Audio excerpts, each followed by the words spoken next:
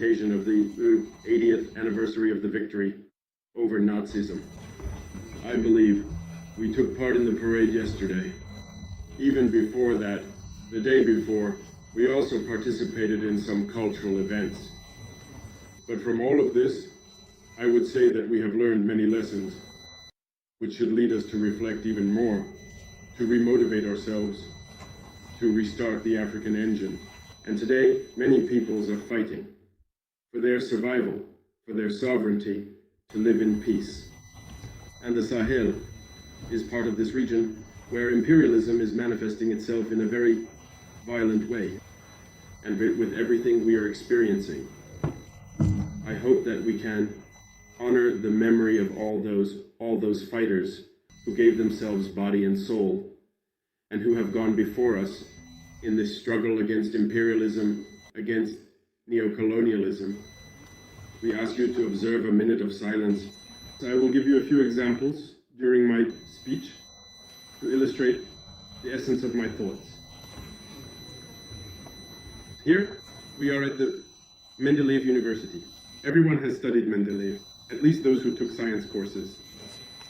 And I'm going to share a little anecdote with you.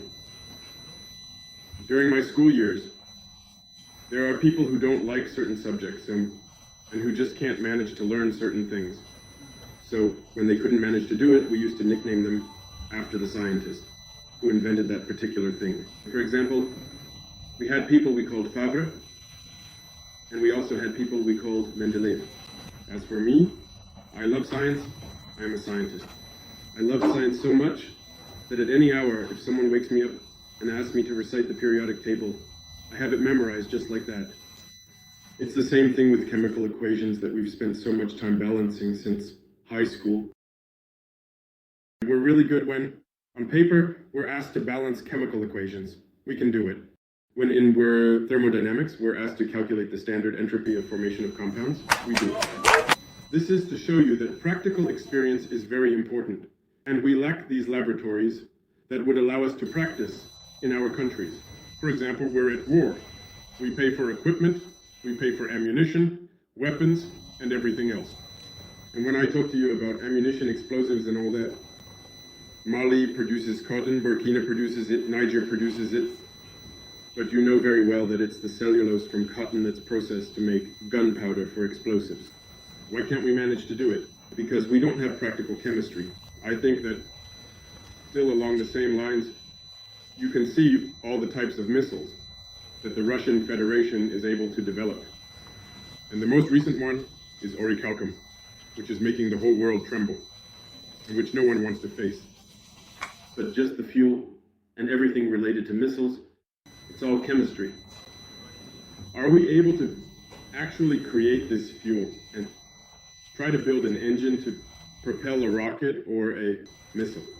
There are so many examples that we couldn't finish listing them all, but it's just to tell you that you are lucky to be here. I would say at the very source of chemistry and mathematics, because in Russia there have been scholars in these fields, whether it's physics, chemistry, or mathematics. But as the representative said, history has been distorted, and we've been led to believe that Russians aren't strong in certain areas. It's others who wrote history, who claim to be good at everything. I think today, history shows us that all of that is false. There are indeed scholars of origin. Here is the proof, Mendeleev, who created these tables. He embodies Russian science. So take advantage, learn in a practical way so that it benefits all of us. When a country is weak, it is doomed to disappear in this predatory world. We have to be strong. And today, the countries that are nuclear powers are strong. They never lose a war. But the nuclear bomb, you've all studied atomic science, that's for sure. They tell you it's a neutron that strikes a nucleus and splits it, releasing a level of energy. We know the equation. But how do you actually enrich, even just to change the isotope? How do you enrich? How do you do it in practice? So take advantage, learn, because we need you to develop our countries. All right, the photographers can come up now. The photographers can go down. When we go all the way